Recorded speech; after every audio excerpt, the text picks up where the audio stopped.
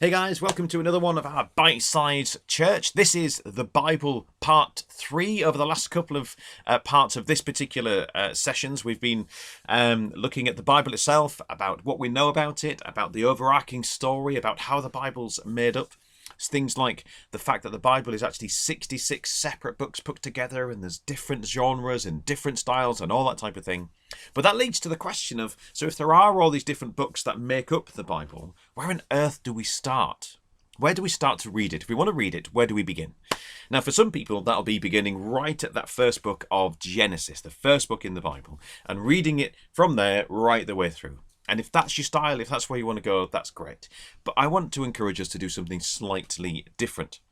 The absolute core of the Bible and of Christianity and the Christian faith is the person Jesus Christ. And that's the kind of pivot around which everything else in the Bible kind of goes around. So for me, what I would encourage us to do is to begin our reading of the Bible by reading the story of Jesus Christ. And from there, the rest of the Bible kind of comes into play. There is a resource which has been put together by something called the Bible Project, which is designed to help people begin to understand more about the Bible and to begin to read it. And what we're going to do now is we're going to watch one of their videos. It's a cartoon, but it's not a child's cartoon, but it's designed to help people get into the Gospels. Now, the Gospels are the books in the Bible which talk about the life and the work and the ministry of Jesus. And what we're going to do is I'm going to put that video up now. Have a look at it. It helps us get into them and get into the story of Jesus and how we can read it and kind of what we can expect. And then I'll come afterwards and just bring everything to a close. So this is from the Bible Project, the Gospels. There are 4 books in the Bible that are ancient biographies of Jesus. The Gospel according to Matthew, Mark, Luke, and John. And while individual stories about Jesus and his teachings are familiar to many people, these books have way more to offer if we read them from beginning to end and see how they connect Jesus' story into the overall biblical storyline. So let's talk about how to read the Gospel. First of all, this word gospel, what does it mean? Well, it means good news. Which raises the question, good news about what? Well, in Mark's Gospel, Jesus enters the story announcing that the time is fulfilled. God's kingdom has come near, so turn around and trust this good news. So the good news is about God's kingdom arriving, but what does that mean? Well, it's Jesus' way of summarizing the whole biblical story that leads up to himself. The whole story.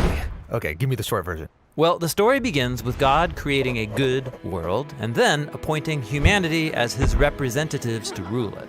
But then the humans rebel over and over, leading to a world of violence and death. That's a problem. But God's committed to making it work.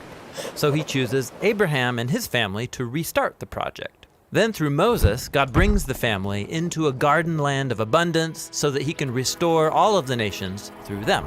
Right, Israel becomes a kingdom with amazing kings like David, but eventually Israel rebels too, and it leads them into destruction.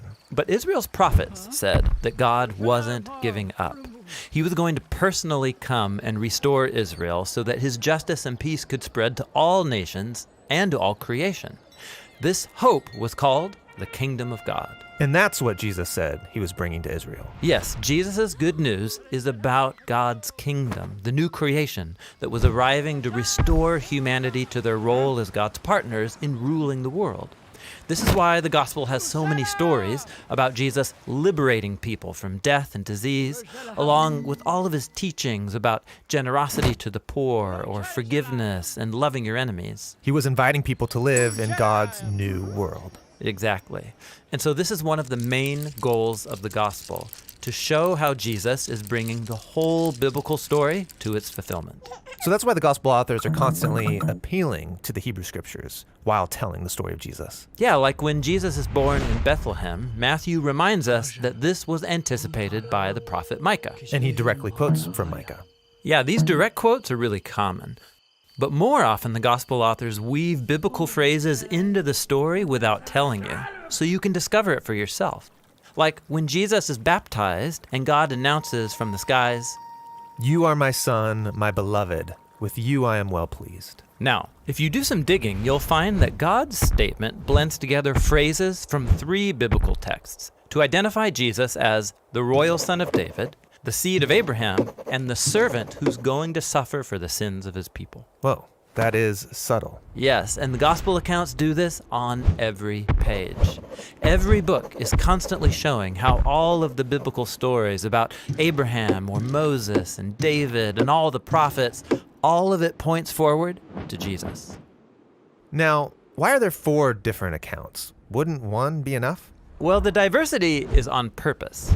Each of the 4 gospel authors has shaped and arranged their stories about Jesus differently, so they can emphasize different things about him.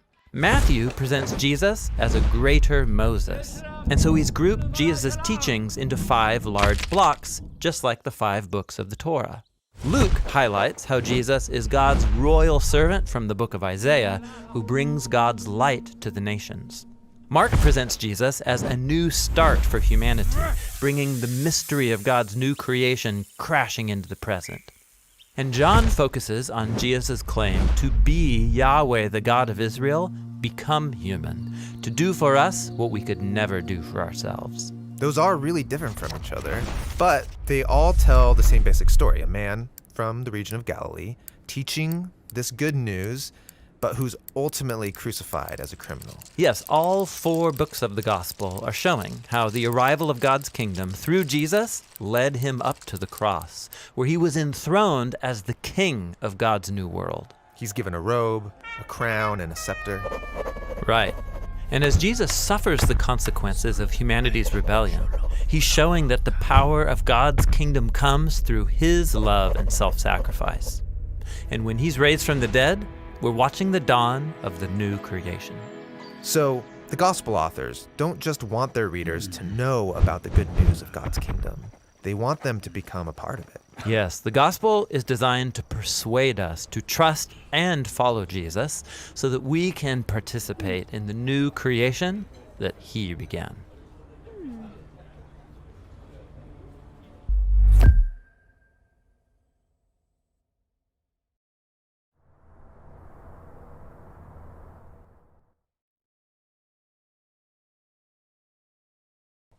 Sorry, helps if I turn the microphone on. Okay, so hope you find that really helpful.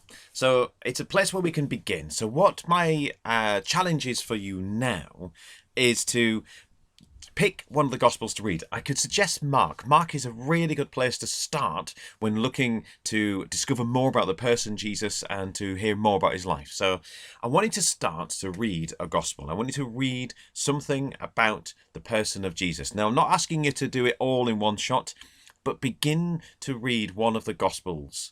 You can take either just a passage at a time or do a chapter at a time.